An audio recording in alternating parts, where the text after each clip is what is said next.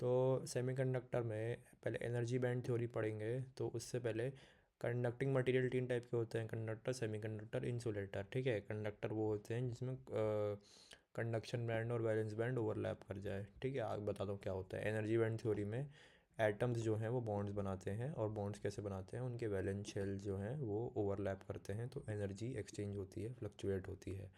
ठीक है, तो ये अपनी कंडक्शन बैंड है जो कि हाई एनर्जी की है, ये अपनी वैलेंस बैंड है जो कि लोअर एनर्जी की है।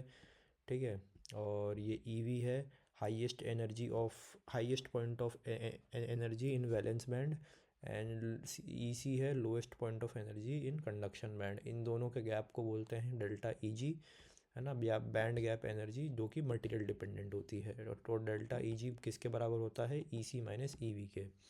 ठीक है, ये इसके ऊपर, ये इसके नीचे आता है। और जब मैं एनर्जी दूंगा इसमें तो एक इलेक्ट्रॉन यहाँ से निकलेगा और कंडक्शन बैंड में चला जाएगा, तो इससे कंडक्शन हो जाएगा, है ना।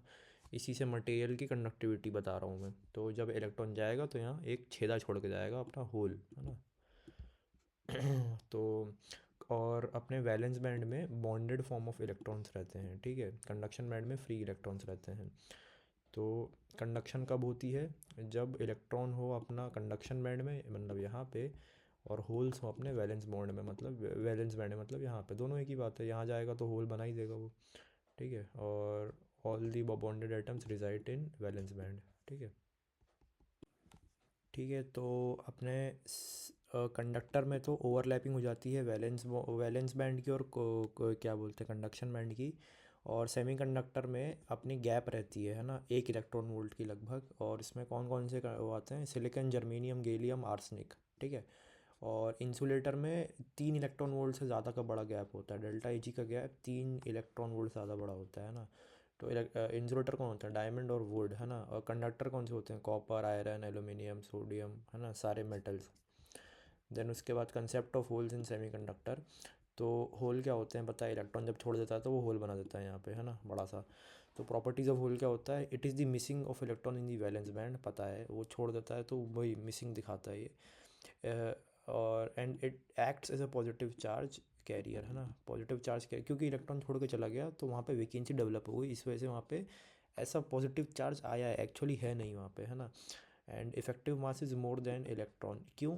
क्योंकि जब हमने इलेक्ट्रिक फील्ड लगाई तो जो फ्री इलेक्ट्रॉन यहाँ पे हो गए थे, कूद गए थे अपने बाहर, वो तो खटाक से पॉजिटिव चार्ज की तरफ जाएंगे, है ना। मतलब ये यहाँ पे जो पॉजिटिव चार्ज है वो यहाँ यहाँ की तरफ जाएंगे, और होल्स पे जो पॉजिटिव चार्ज डेवलप हुआ है वो उसके साथ यहाँ मूव करेगा। इलेक्ट्रिक फील्ड के साथ कौन सा चार्ज मूव करता था? पॉजिटिव चार्ज, है ना। तो वो धीरे धीरे धीरे धीरे करके मूव करेगा, इसलिए बोला है कि इफेक्टिव मास इसका ज़्यादा है, इसलिए वो धीरे मूव कर रहा है ना, इसलिए its mobility is less than electron, वही धीरे मूव कर रहा है वो। ठीक है, hole acts as a virtual charge है वो, actually there is no physical charge on it, है ना। देन इसके बाद आते हैं इंट्रिंसिक सेमीकंडक्टर। तो इंट्रिंसिक सेमीकंडक्टर कौन से होते हैं? प्योर फॉर्म के सेमीकंडक्टर, है ना। जैसे कि सिलिकॉन और जर्मेनियम, मतलब ग्रुप 14 वाले, इनमें कोई इम्प्योरिटीज़ नहीं होती। जो भी सारे वैलेंस इलेक्ट्रॉन हैं वो सारे वैलेंस बैंड में होते हैं, इसलिए रूम टेम्परेचर पे कोई कंडक्शन नहीं होती। लेकिन जैसी एनर्जी सप्लाई करूँगा, इलेक्ट्रॉन जंप करेगा वैलेंस बैंड से कंडक्शन बैंड में, तो उससे क्या होगा? स्मॉल कंडक्शन होगा। ठीक है, नंबर ऑफ़ होल बराबर होते हैं नंबर ऑफ़ इलेक्ट्रॉन के, जितने होल यहाँ पे हैं उतने इलेक्ट्रॉन वहाँ पे, क्योंकि वही कूद के गया है। ठीक है, और चार्ज कैरियर का कंसंट्रेशन डिपेंड करता है टेम्परेचर पे। जितने ज़्यादा मैं टेम्परेचर बढ़ाऊंगा, चार्ज उतना ज़्यादा बढ़ता जाएगा। पॉजिटिव नेगेटिव का वो कंसंट्रेशन बढ़ता जाएगा, है ना। इसमें कोई मेजोरिटी होता है, दोनों इक्वल हैं अपने। और एक प्रॉपर्टी है Ni² is equal to Ne into NH। Ni² क्या होता है अपना? Ni क्या होता है? इंट्रिंसिक चार्ज कैरियर्स, इसका स्क्वायर बराबर होता है number of electron into number of holes के। ठीक है, फिर उसके बाद एक्सट्रिंसिक में क्या होता है? डोप्ड वाले सेमीकंडक्टर। ठीक है, तो इसमें दो टाइप हैं, एन टाइप और पी टाइप। एन टाइप वाले कौन से होते हैं? जब ग्रुप 14 को हम ग्रुप 15 वाले एलिमेंट्स के साथ मिला देते हैं, है ना। पेंटावेलेंट आइटम, मतलब वैलेंस शेल में 5 इलेक्ट्रॉन वाले, है ना। ग्रुप 14 को 15 से मिला दिया, पी टाइप में 14 को 13 के साथ मिला दिया। ठीक है, तो एन टाइप वाला पहले पढ़ते हैं। तो ग्रुप 15 और 14 को मिलाया अपन ने। तो जैसे पेंटावेलेंट आइटम है, ये 5 इलेक्ट्रॉन है इसके पास, इसको मिलाया 4 वाले से, तो सिलिकॉन 4 वाला था। तो सब ने 8 बना ली, ऑक्टेट रूल सबका फुलफिल हो गया, लेकिन एक जो इलेक्ट्रॉन है ये हमारा रह गया, ये हमारा लूजली बाउंड था। ठीक है, इसको थोड़ी सी भी दूंगा एनर्जी फ्री हो जाएगा। ठीक है, तो क्या होगा ना, जब मैं इसका वो बनाऊंगा कंडक्शन और वैलेंस बैंड, तो बहुत सारे इलेक्ट्रॉन्स, मतलब ये जो फिफ्थ इलेक्ट्रॉन है ये फ्री वाला, वही इसके नीचे जाके बैठ जाएगा, कंडक्शन बैंड के नीचे जाके बैठ जाएगा। इसको बस थोड़ी सी एनर्जी चाहिए, फिर ये कूद के यहाँ बैठ जाएगा, है ना, फिर कंडक्शन आ जाएगा, उसका आराम से हो जाएगा। तो ठीक है, number of free electrons number of holes है यहाँ पे ज़्यादा है, ठीक है, क्योंकि पहले तो कुछ जाके यहाँ बैठ गए, उसके बाद होल्स बने होंगे। देन मेजॉरिटी कैरियर्स में कौन है, अपने इलेक्ट्रॉन्स हैं, ठीक है। लेकिन उसके बाद भी इलेक्ट्रिकली न्यूट्रल है। इसका मतलब इलेक्ट्रिकली न्यूट्रल, समझ रहा है ना, इसका ये इलेक्ट्रॉन ज़्यादा है, इसका मतलब ये नहीं कि यहाँ पे नेगेटिव है। इलेक्ट्रिकली न्यूट्रल वो एटम वाइज है, मतलब कि सिलिकन अपने आप में न्यूट्रल एक एटम है। यहाँ पे एक्स कोई ग्रुप 15 का एलिमेंट है, वो अपने आप में न्यूट्रल है ना। ये सारे एटम अपने आप में न्यूट्रल हैं, इसलिए ये पूरा सिस्टम इलेक्ट्रिकली न्यूट्रल है, ठीक है। देन इस लेवल को, ये जहाँ पे इलेक्ट्रॉन बैठे हैं, इसको बोलते हैं अपन डोनर लेवल, है ना। Donor level is closer to conduction band, ठीक है। देन इसके एग्जांपल कौन है, फॉस्फोरस, है ना, ग्रुप 15 में आता है, 5 वैलेंस इलेक्ट्रॉन है। इसको मिक्स कर देते हैं सिलिका के साथ, तो बन जाता है अपना, आता है अपने पी टाइप सेमीकंडक्टर। तो पी टाइप में क्या था, 13 और 14 वालों को मिला दो, है ना, ट्राइवेलेंट के साथ ये सिलिकन को मिला दो, तो इसके पास 3 इलेक्ट्रॉन, एक ये एक ये एक ये, इन तीनों ने ऑक्टेट पूरा कर लिया। एक यहाँ पे है नहीं, तो यहाँ पे होल बोल देंगे अपन, यहाँ पे होल डेवलप हो गया है ना। तो क्या होगा कि अपना ना, ये एक इलेक्ट्रॉन यहाँ कूदेगा, फिर यहाँ पे होल बनेगा, फिर ये इलेक्ट्रॉन यहाँ कूदेगा, ऐसे हॉपिंग होती जाएगी, है ना। हॉपिंग हो जाएगी तो इसमें एनर्जी कम लगेगी। वरना दूसरा तरीका क्या है कि इतनी एनर्जी दो कि यहाँ से इलेक्ट्रॉन कूदे और सीधा जाए वैलेंस बॉन्ड बैंड में कूद जाए, है ना, वो कंडक्शन बैंड में कूद जाए। उतना एनर्जी नहीं लगानी, मिनिमम एनर्जी में काम चाहिए। तो इतनी एनर्जी दो कि ये वाला इलेक्ट्रॉन बस इस छेद में कूद जाए, है ना। तो उसके लिए ये होता है एक्सेप्टर लेवल अपना, ठीक है। सारे इलेक्ट्रॉन पहले वैलेंस बैंड में थे, फिर एक्सेप्टर लेवल अपना एक डेवलप हुआ कि आप बस इस होल में कूदा दो, इस इलेक्ट्रॉन को इस होल में कूदा दो, तो यहाँ पे जो होल डेवलप होगा, ये वाला इलेक्ट्रॉन उस होल में आके कूदेगा, ठीक है। तो नीचे वैलेंस बैंड के जस्ट ऊपर आता है एक्सेप्टर लेवल, यहाँ पे आता था अपना डोनर लेवल, ठीक है। तो ये भी इलेक्ट्रिकली न्यूट्रल होता है, क्यों, क्योंकि इंडिविजुअल लेवल पे हर एक एटम न्यूट्रल है। नंबर ऑफ़ होल्स अपने मेजॉरिटी में आते हैं यहाँ पे, क्योंकि एक्सेप्टेबल लेवल यहाँ पे डेवलप हुआ, तो मेजॉरिटी होल्स आएंगे, ठीक है। और एग्जांपल इसमें बोरोन ले लो सिलिका के साथ, है ना, बोरोन के पास 3 वैलेंस इलेक्ट्रॉन होते हैं। फिर अपनी ईजी क्या होती है, ईजी बैंड गैप एनर्जी, मतलब मिनिमम एनर्जी टू इलेक्ट्रॉन कुदाओ फ्रॉम हियर टू हियर, है ना। और delta A G E C minus C B से डिनोट करते थे। Then resistivity and conductivity of semiconductor. तो किसी भी टाइप का सेमीकंडक्टर अपने ये जो टोटल करंट है वो डेवलप करता है ना, current on electrons plus current on holes, है ना। इन दोनों की वजह से जो करंट डेवलप हुआ वही अपना टोटल करंट होता है।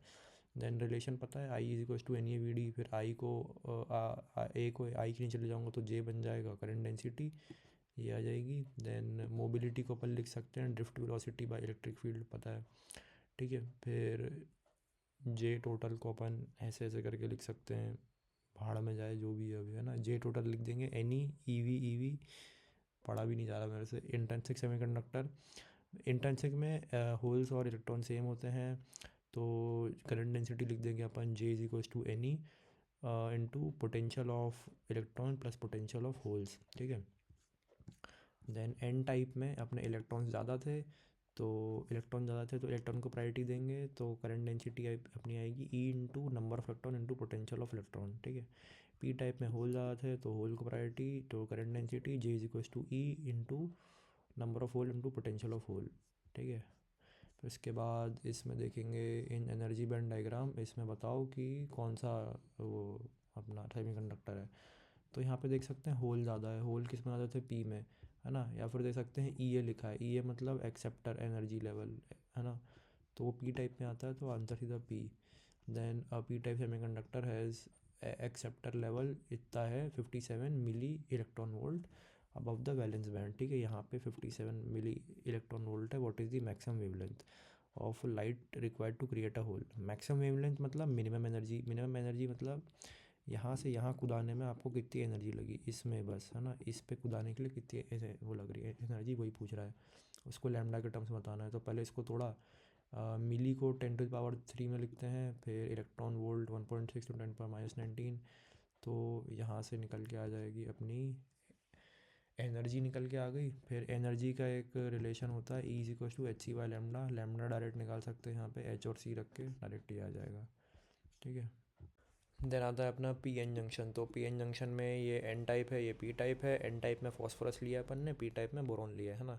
तो फॉस्फोरस एक एक इलेक्ट्रॉन निकाल के बैठा है और इसके पास एक एक इलेक्ट्रॉन की क्षमता है ना। होल्स हैं यहाँ पे इलेक्ट्रॉन्स हैं। तो इलेक्ट्रॉन यहाँ से यहाँ, यहाँ से यहाँ, यहाँ से यहाँ जंप करेंगे, है ना।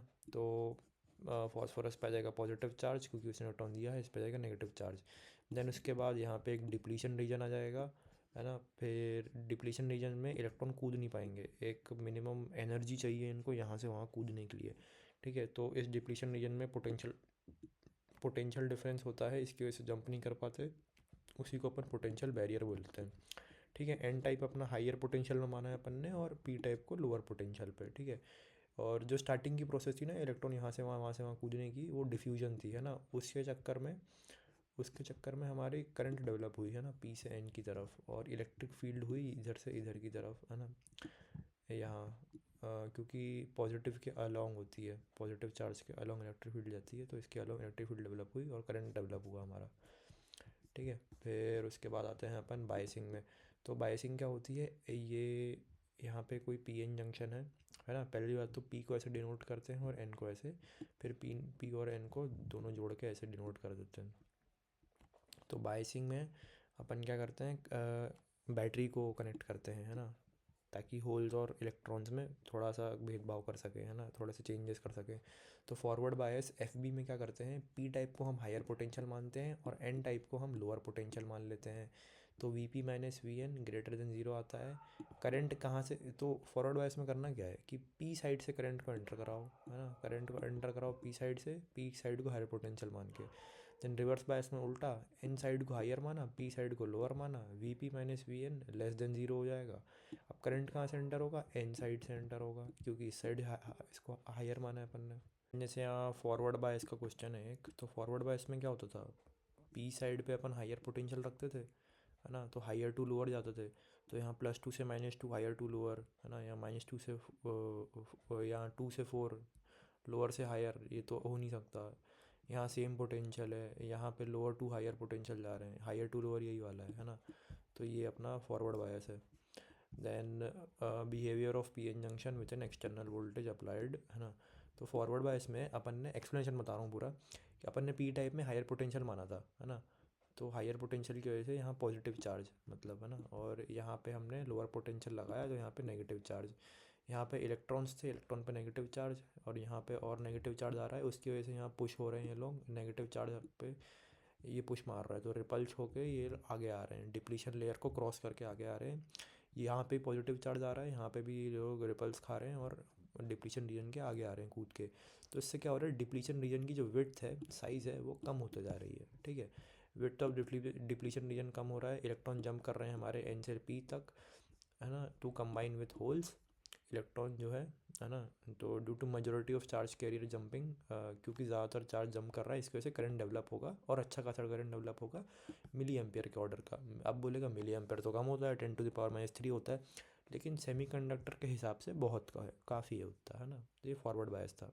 आते हैं रिवर्स बायस पे। तो रिवर्स बायस में उल्टा हो जाता है। इस बार हायर पोटेंशियल एन साइड को मानेंगे तो पॉजिटिव चार्ज यहाँ से मूव करेगा और नेगेटिव वाला यहाँ से। तो ये इस पॉजिटिव को देख के ये नेगेटिव अट्रैक्ट हो जाएगा और पीछे आ जाएगा, है ना। तो यहाँ से रीजन पीछे जाएगा डिप्लीशन का। देन सेम यहाँ पे नेगेटिव आएगा, तो ये पॉजिटिव वाले पास में आ जाएंगे, इनके लिए भी डिप्लीशन पीछे आ जाएगा। तो इन जनरल डिप्लीशन रीजन की साइज़ तो इंक्रीज़ हो गई अपनी, लेकिन कुछ जो अपने इलेक्ट्रॉन्स हैं, नेगेटिव चार्ज है, वो यहाँ प्रेजेंट होते हैं, और एट द सेम टाइम यहाँ पे भी कुछ होल्स प्रेजेंट होते हैं। तो वो एक दूसरे को कनेक्ट कर लेते हैं, है ना। तो इनकी वजह से भी करंट डेवलप होता है, ऐसा नहीं है कि यहाँ करंट डेवलप ही नहीं होता, रिवर्स बायस में होता है, लेकिन माइनॉरिटी कैरियर्स की वजह से होता है। ठीक है। करंट बहुत स्मॉल होता है, बहुत स्मॉल, है ना, क्या बोलते हैं, माइक्रो एम्पियर या नैनो एम्पियर के टर्म्स में होता है। ठीक है। तो जैसे हाँ फॉरवर्ड बायस में देखा, तो पोटेंशियल बैरियर हमारा जो है वो रिड्यूस हो रहा है फॉरवर्ड बायस में, रिवर्स में इंक्रीज़ हो रहा है ना। डिप्लीशन रेयर यहाँ पे डिक्रीज़ हो रहा था फॉरवर्ड वाले में, इसमें इंक्रीज़ हो रहा था। और P N junction provide very small resistance and इसमें हाई रेजिस्टेंस।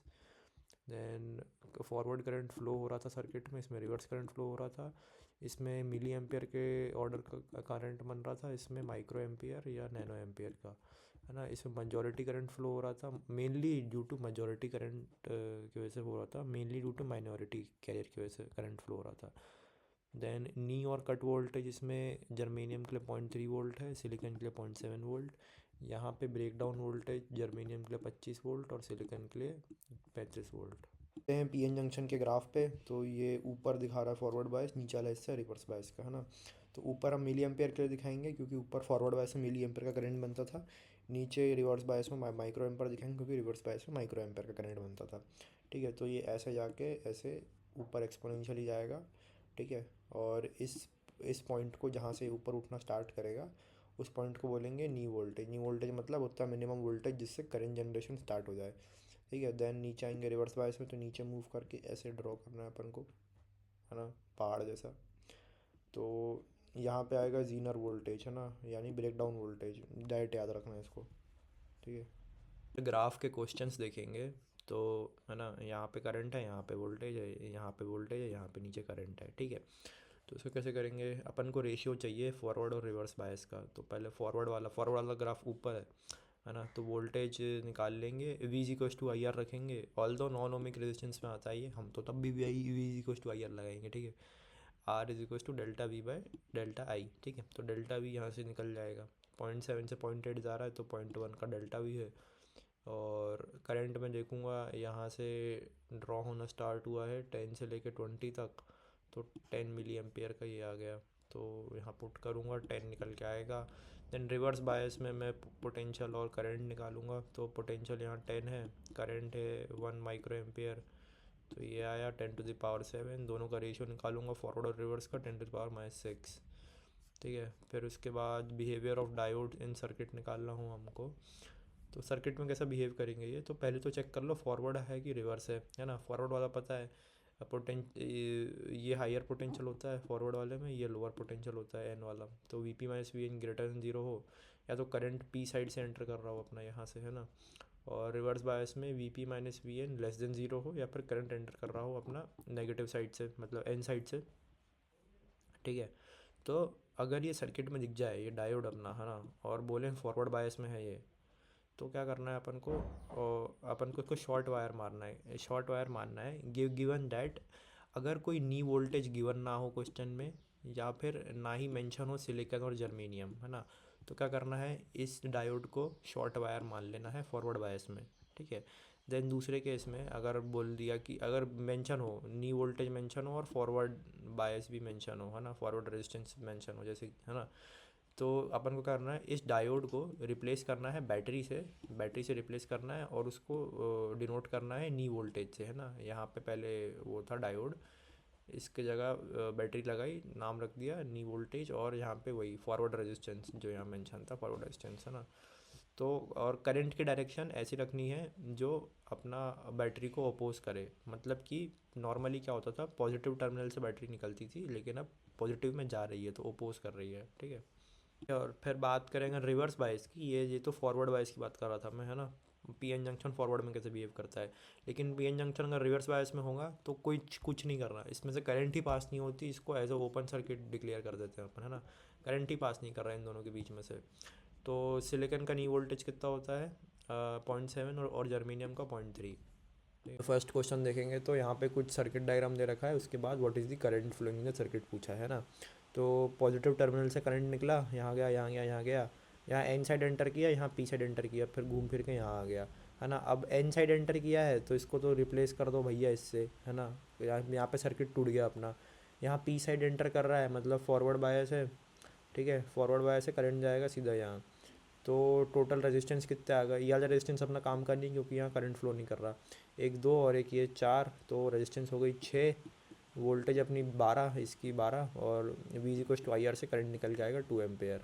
ठीक है, देन उसके बाद यहाँ बोला है कंटेन्स 2 आइडियल डायोड्स, ये 2 आइडियल डायोड है, each with a forward resistance of 50 ओम, है ना।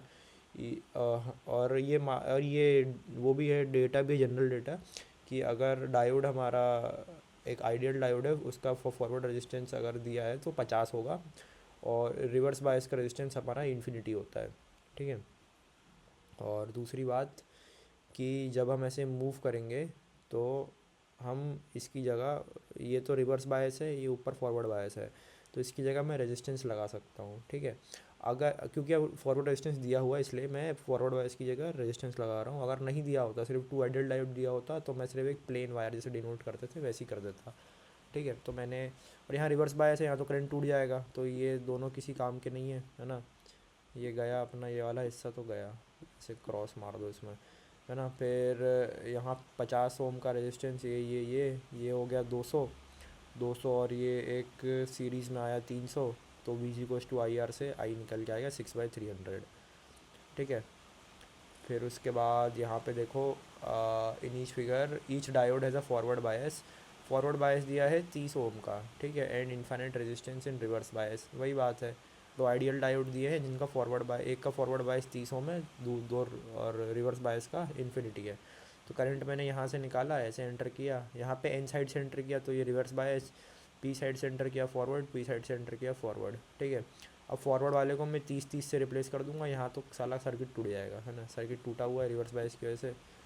तो यहाँ 30-30 से रिप्लेस किया, ये 160 पैरेलल में जोड़ूंगा 80, फिर ये सीरीज़ में आके जुड़ेगा इसके साथ 20 के साथ, तो 80 और 20 100, टोटल वोल्टेज जो था 200, तो करंट निकल के आया 2 ampere. Volt battery is connected across point X and Y, यहाँ पे 5 वोल्ट की बैटरी कनेक्टेड थी एक्स और वाई में। Assume D1 D2 B2 normal silicon diodes, ये दोनों नॉर्मल सिलिकन डायोड्स हैं, ठीक है। Find the current supply, current निकालना है अपन को, ठीक है, पॉइंट एक्स के अराउंड में। तो अपन को क्या दिया है ना, सिलिकन डायोड दे दिया इस बार ना। सिलिकन अपन ने क्या पढ़ा था फॉरवर्ड बायस में, अगर हो जैसे यहाँ करंट निकालूंगा तो ये तो रिवर्स है, ये फॉरवर्ड है। क्या पढ़ा था कि जब फॉरवर्ड बायस के क्वेश्चन में अगर नी वोल्टेज मेंशन हो या फिर सिलिकॉन जर्मेनियम मेंशन हो, तो अपन डायोड को हटा के बैटरी बनाते हैं और बैटरी की जगह नी वोल्टेज रख देते हैं, है ना। बैटरी बनाया, और सिलिकॉन की बात करती तो सिलिकॉन का नी वोल्टेज कितना होता है, 0.7 वोल्ट, 0.7 वोल्ट लिखा। फिर उसके बाद ये तो किसी काम का है नहीं अपना, है ना, यहाँ सर्किट टूट गया। देन ये 10 ओम का रेजिस्टेंस, और ये दोनों पॉजिटिव टर्मिनल हैं, सेम पोलैरिटी के हैं, तो माइनस लगेगा। तो 5 माइनस 0.7 जितना कितना आएगा, 4.3, और ये वाला एक रेजिस्टेंस माइनस करूँगा तो मतलब वो करंट निकालूंगा आ जाएगा, ठीक है। Diode is in forward bias, ठीक है, फॉरवर्ड बायस पता चल गया। It has a voltage drop of 0.5 volt, the safe limit of current through diode is 10 mA। पहली बात तो वोल्टेज ड्रॉप जहाँ बोल दे उसको वी नहीं मान लेना, है ना, नी वोल्टेज दे दिया 0.5 वोल्ट का, ठीक है। तो जहाँ पे फॉरवर्ड बायस बनेगा वहाँ मैं वो बना दूंगा, नी वोल्टेज रख दूंगा। 10 एम्पेयर का करंट फ्लो कर रहा है, बैटरी है अपनी 1.5 एम की, 1.5 वोल्ट की। It is use in circuit, minimum resistance कितना हो ताकि अपना सेफ लिमिट एक्सीड ना हो। तो 1.5 वोल्ट की बैटरी यहाँ पे, करंट यहाँ से मूव किया 10 mA का, जो कि बताया था, है ना, through the diode. And potential difference इसके अराउंड 0.5 था, तो वी अपना वो हो गया नी वोल्टेज 0.5 का। देन एक रेजिस्टेंस लगा आगे, है ना, फिर ये जाके वो हो गया। तो मिनिमम रेजिस्टेंस की वैल्यू बतानी थी अपन को, तो ये निकल जाएगा, ई इक्वलेंट निकाल लेंगे, है ना, माइनस करके 1.5 माइनस 5, ये इतना और ये करंट इतना मिली एम्पेयर में, रेजिस्टेंस निकल जाएगा। क्वेश्चन है, अगर पी एन जंक्शन कनेक्टेड है in series with a battery in these veg, तो बताओ कि सबसे पोटेंशियल ड्रॉप किसके अराउंड सिमिलर होगा, ठीक है। तो एक चीज़ सुन ले कि फॉरवर्ड बायस में जब अपन कनेक्ट करते हैं किसी को सर्किट में, फॉरवर्ड बायस जब कनेक्ट होता है तो रेजिस्टेंस कम होता है, रिवर्स बायस में रेजिस्टेंस ज़्यादा निकल के आता है, ठीक है। तो पोटेंशियल कब सेम होता था, बेसिक्स पढ़ा होगा ना उसमें करंट इलेक्ट्रिसिटी में, कि जब दोनों रेजिस्टेंस जो हमारे हैं सीरीज़ में हो, ये एक रेजिस्टेंस यहाँ पे बैटरी, है ना, ये दोनों सीरीज़ में हो तो सेम पोटेंशियल पर चलते हैं ये तो, है ना। तो दोनों सेम सीरीज़ में कौन है, यहाँ पे ये रिवर्स, ये फॉरवर्ड बायस है, ये रिवर्स बायस है, इसका रेजिस्टेंस कम, इसका रेजिस्टेंस ज़्यादा। ये दोनों फॉरवर्ड हैं, दोनों का रेजिस्टेंस सेम आएगा, ये दोनों रिवर्स हैं, दोनों का रेजिस्टेंस ज़्यादा भी आएगा और सेम भी आएगा। तो 2 और 3 का पोटेंशियल सेम आएगा क्योंकि रेजिस्टेंस सेम है, ठीक है। एप्लीकेशन ऑफ डायोड पे, तो इसके 5 एप्लीकेशन है, rectifier, photo diode, solar cell, LED और जीना डायोड, ठीक है। रेक्टिफायर अपना क्या करता है, एक इलेक्ट्रॉनिक डिवाइस है जो कि एसी को डीसी में कन्वर्ट करता है ना, अल्टरनेटिव करंट को अपना डायरेक्ट करंट में। रेक्टिफायर दो टाइप के होते हैं, हाफ वेव रेक्टिफायर और फुल वेव रेक्टिफायर, ठीक है। तो पहले हाफ वेव पढ़ेंगे, तो ये बीच में अपना ट्रांसफार्मर लगा है ना, और ये ट्रांसफार्मर इसलिए लगा है ताकि ये स्टेप डाउन और स्टेप अप कर सके, स्टेप अप स्टेप डाउन कर सके। मतलब कि स्टेप अप मतलब अगर बैटरी 10 वोल्ट दे रही है तो स्टेप अप करके वो 20 कर दे, है ना। और स्टेप डाउन कर दे मतलब बैटरी 10 वोल्ट दे रही है तो ट्रांसफार्मर उसको 5 कर दे, ठीक है, इसलिए यूज़ होता है। और फिर एक ये रिलेशन है, E secondary by E primary is equals to N secondary by N primary, ठीक है। तो ये क्या करता है, हाफ वेव को रेक्टिफाई करता है, ये तो आधी आधी वेव को रेक्टिफाई कर देगा सिर्फ ये नीचे वाले को नहीं देखता ये, है ना। सिर्फ ये जो अपना पॉजिटिव हाफ साइकिल है इसी को रेक्टिफाई करेगा, ऊपर ऊपर ऊपर वाले, ठीक है। देन आते हैं फुल वेव रेक्टिफायर पे। तो फुल वेव रेक्टिफायर में यहाँ पर ट्रांसफार्मर लगा है, ठीक है। तो बीच में अपनी सेंटर टाइपिंग कराई है। इस बार सेंटर टाइपिंग क्या करती है, हाफ हाफ में और बढ़ देती है।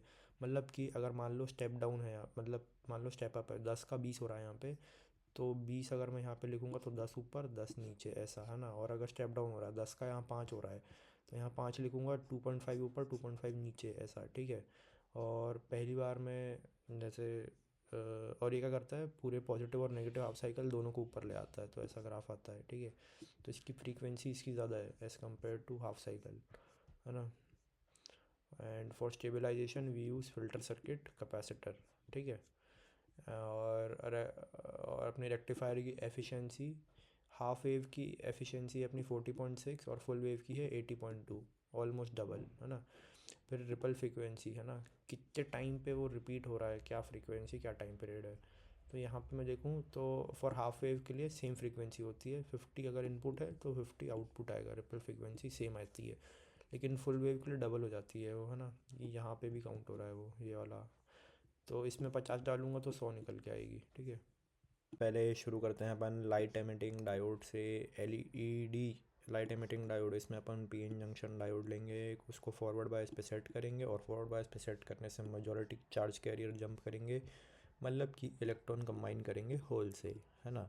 तो इलेक्ट्रॉन जब होल में जा रहा है तो स्टेबलाइज हो रहा है, पॉजिटिव नेगेटिव कनेक्ट होके बॉन्ड बना रहे हैं, स्टेबलाइज हो रहा है, तो स्टेबिलिटी आती है, तो एनर्जी कम हो जाती है। कम हुई है मतलब एनर्जी कहीं रिलीज़ भी हुई है, तो एनर्जी जो रिलीज़ हुई है वो अगर विजिबल स्पेक्ट्रम की है तो हमको कलर दिखेंगे, इसलिए उसको एलईडी बोलते हैं, ठीक है। देन उसके बाद आते हैं सोलर सेल पे। तो सोलर सेल हमारा कुछ नहीं है, सोलर पैनल है।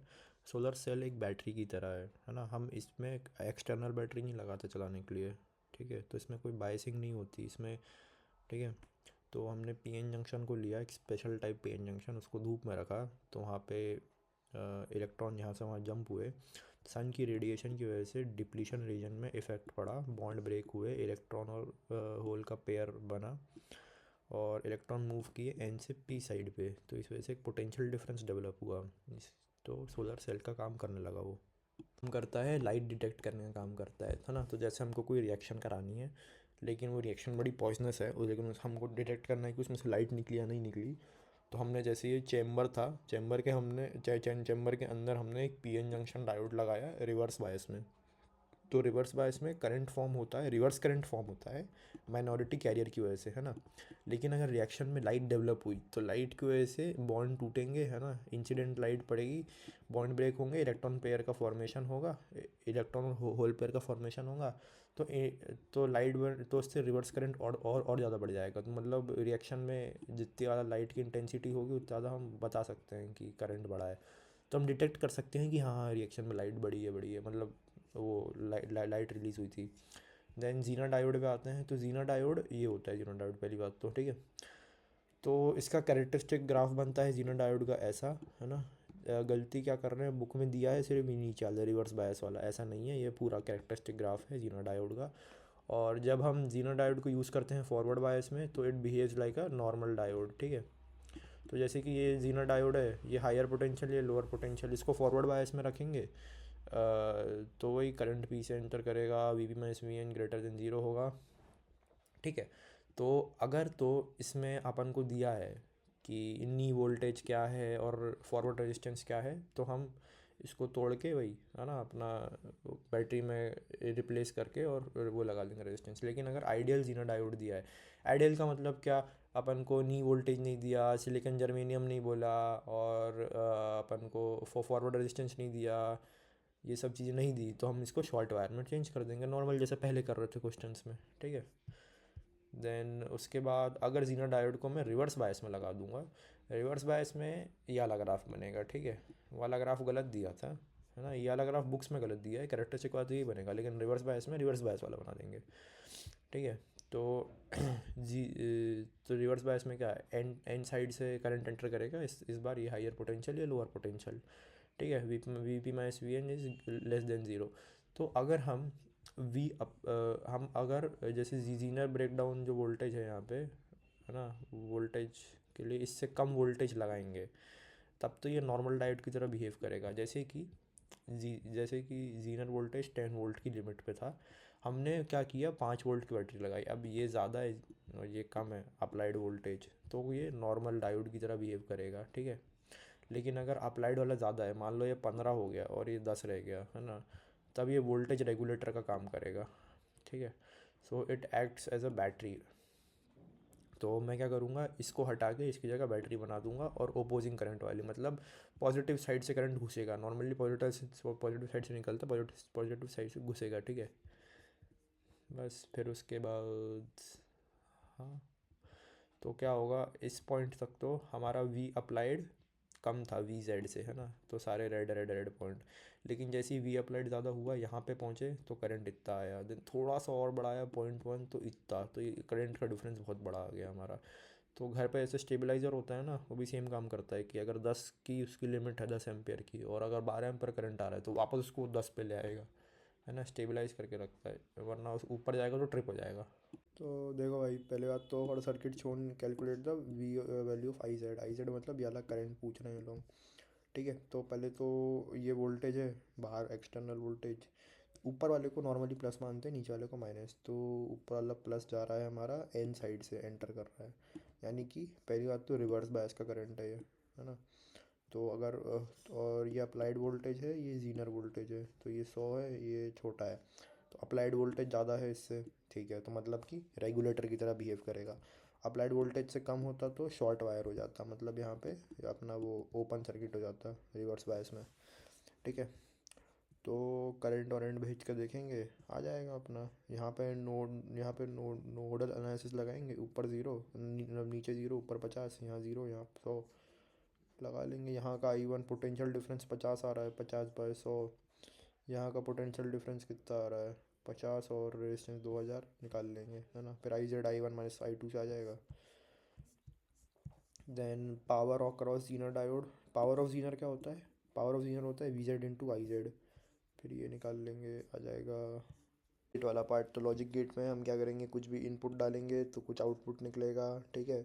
तो इसके कॉम्बिनेशंस बनते हैं, धीरे धीरे इसको खोलते हैं ट्रुथ टेबल, है ना। तो 0 और 1 के कॉम्बिनेशन से बना है, जीरो कॉम्बिनेशन, 4 कॉम्बिनेशन बनेंगे, 0 0, 0 1 1 0 1 1, ठीक है। तो इसमें वाई होता है, यहाँ रिजल्ट निकल के आता है हमारा।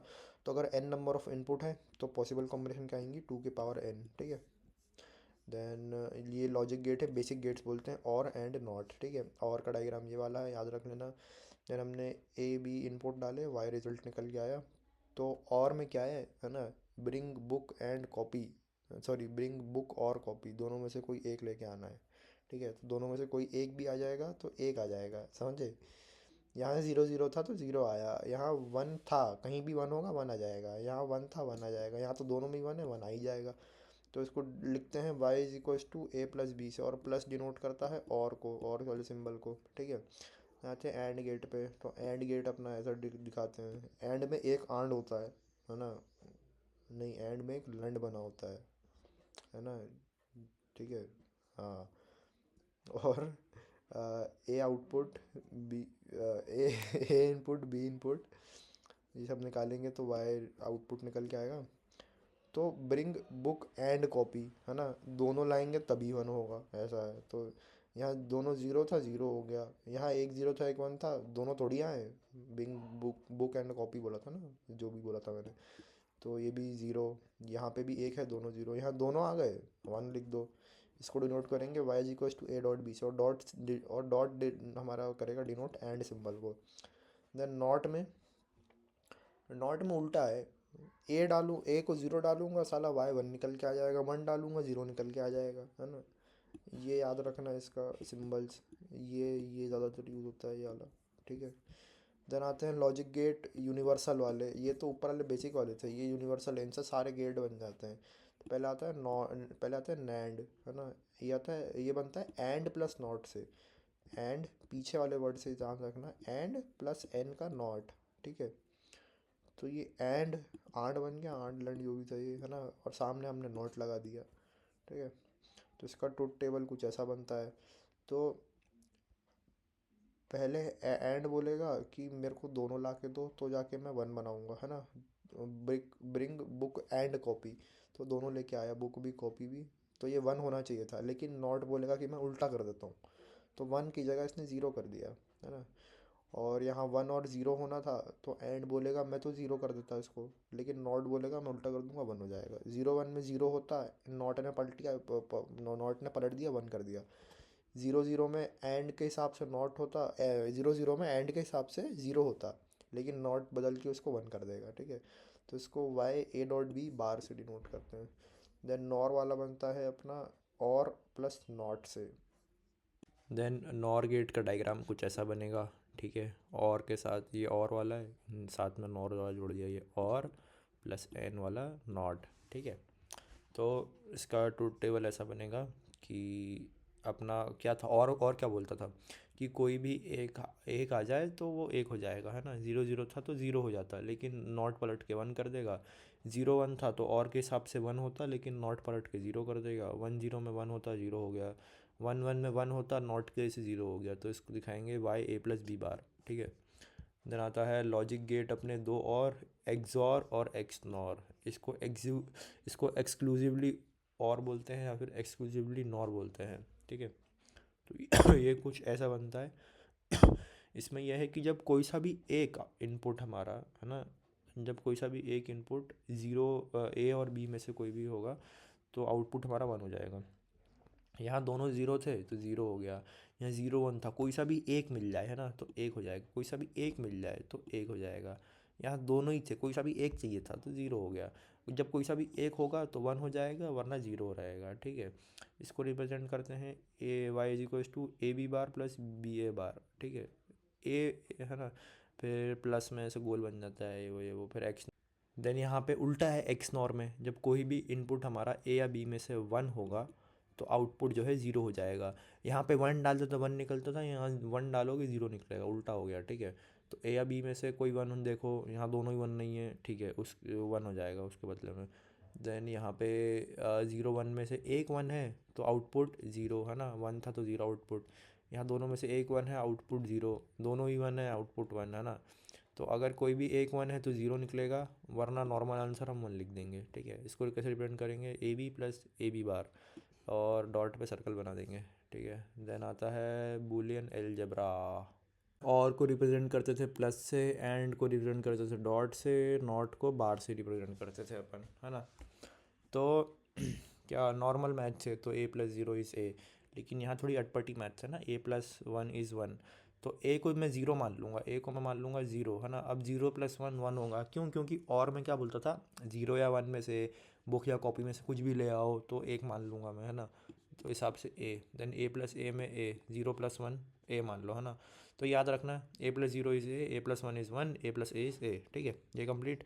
देन एंड वाले में क्या होगा, एंड में डॉट दिखाते हैं, तो ए इंटू ज़ीरो ज़ीरो, ठीक है, तो सही मैथ्स है। ए इंटू वन इसे, ये भी अच्छी मैथ्स है ना। Then A into A, A A dot A कैसे हो रहा है ना। तो एक को ज़ीरो मान लो, एक को वन मान लो, या दोनों को वन मान लो, या दोनों को ज़ीरो मान लो, है ना। तो एंड वाले क्या बोलते हैं, जब तक दोनों लेके नहीं आओगे मैं वन नहीं मानूंगा।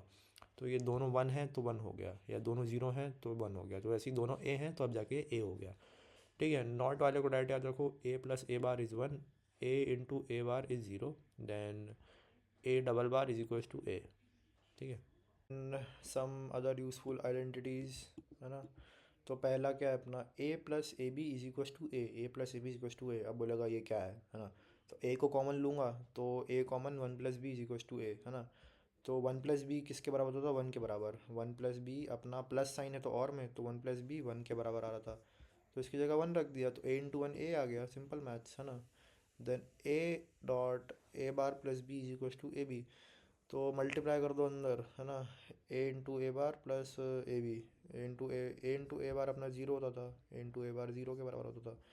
और ए प्लस बी हमारा ए प्लस बी के ये ए डॉट बी के इक्वल आ गया ये, है ना। Then A dot into A plus B multiply करो ए प्लस ए बी, है ना। फिर उसके बाद यहाँ से ए कॉमन ले लूँगा तो ए से ए कटेगा, देन ये ए के बराबर आ जाएगा, सेम चीज़ है। देन डी मॉर्गन थ्योरम क्या करता है, break the line change the sign, है ना। लाइन को ब्रेक किया, इस लाइन को ब्रेक करो, और ये वाली लाइन जो है ये ए प्लस बी वाली बार वाली लाइन को ब्रेक करो, डॉट को प्लस में कर दो, है ना। जैसे ये था लाइन ब्रेक करा तो ब्रेक हुआ लाइन और प्लस था वो डॉट में हो गया, और इस लाइन को ब्रेक किया तो जो डॉट था वो प्लस में आ गया, सिंपल। आना है कॉम्बिनेशन ऑफ गेट शोन, है ना, क्या निकला, है ना। तो यहाँ से ए डाला तो दोनों बराबर थे, ए गए दोनों, यहाँ से बी डाला तो बी गए दोनों, है ना। और ये नैंड गेट है, ये भी नैंड गेट है, तो ये इसको ए बार में बदल देगा, है ना। तो ए इंटू ए डॉट ए बार क्या होता है, ए बार, है ना। ये कॉम्प्लीमेंट भी है, बार को कॉम्प्लीमेंट बोलते हैं। दैन सिमिलरली ये बी बार बना देगा इसका, तो अपना नेक्स्ट स्टेप में ए बार और बी बार आया, तो ए बार बी बार नैंड एक और ऊपर बार लगा देता है ना। तो क्या निकल के आएगा, डबल कॉम्प्लीमेंट हो जाएंगे ये, है ना। क्यों, क्योंकि वो Morgan's theorem, break the line change the sign, तो लाइन ब्रेक करी, साइन चेंज हुआ, डॉट का प्लस हो गया। डबल बार जो होता है, डबल कॉम्प्लीमेंट, वो क्रॉस हो जाते हैं और ये ए बन जाता है, तो ए प्लस बी प्लस साइन और का साइन होता है, तो और गेट। गेट विल शो क्या, है ना। तो ए था तो ये नॉट गेट है, तो ये ए का ये बार बना देता था बराबर। देन यहाँ पे कुछ है नहीं, तो ए रहेगा, ए रहेगा। देन यहाँ बी रहेगा, या नॉट गेट तो बी का बी बार बन जाएगा। अब आगे जब मूव करूँगा मैं तो यहाँ पे एंड गेट है ये, है ना। तो यहाँ पे ए बार है, यहाँ बी है, तो ये ए बार बी, है ना। और यहाँ पे ए और बी बार बी है, और ठीक है, यहाँ पे ये बन जाएगा एंड का। फिर उसके बाद यहाँ पे अपना क्या बन रहा है, ये एक्स और गेट है ना। तो यहाँ पे क्या प्लस प्लस कर देगा, ये ए bar plus B bar plus ये एक्स और का साइन है ये। नहीं, यहाँ पे देखेंगे तो ये नॉर है, ये वाला भी नॉर है, ये नया लग रहा होगा, रट ले, ठीक है। ए और बी गया तो ए प्लस बी बार बना दिया, नॉर था तो नॉट का वो बार लग गया। देन यहाँ पे डबल बार लगेगा, डबल बार लगेगा तो कट हो जाएगा, तो ए प्लस बी हो जाएगा, ठीक है। ये वाला क्वेश्चन है। तो ये वाला अपना कौन सा है, ये एंड गेट है ना। एंड गेट आंड गेट जो भी है, और ये वाला अपना और गेट है, और ये वाला अपना नॉट गेट है। तो ए यहाँ पे गया ए, है ना, बी यहाँ से गया बी, तो एंड ने इसका क्या बनाया, ए डॉट बी। देन यहाँ से बी गया नॉट गेट में तो बी बार बन के निकला, देन ए डॉट बी और बी बार, ये दोनों और में निकले, ये ऐड हो के निकले, है ना, प्लस का साइन लग गया। तो अब इसका ट्रुथ टेबल कैसे निकालेंगे, तो पहले तो ए और बी के जो नॉर्मल चार कॉम्बिनेशन बनते हैं 0 और 1 के, वो लिख लो। फिर ए बी में क्या होता है, ए डॉट बी में एंड वाले केस में क्या होता है, एंड में क्या बोलते हैं, एंड को चाहिए दोनों, है ना। तो 0 0 का 0, 0 1 का 0, क्योंकि उसको दोनों चाहिए, तो 1 0 का भी 0, 1 1 दोनों आ गए, 1 आ गया, ठीक है। ये एंड की बात हो गई। अब इसका मैं बी बार निकाल लूँगा, मतलब इसका नॉट वाला केस,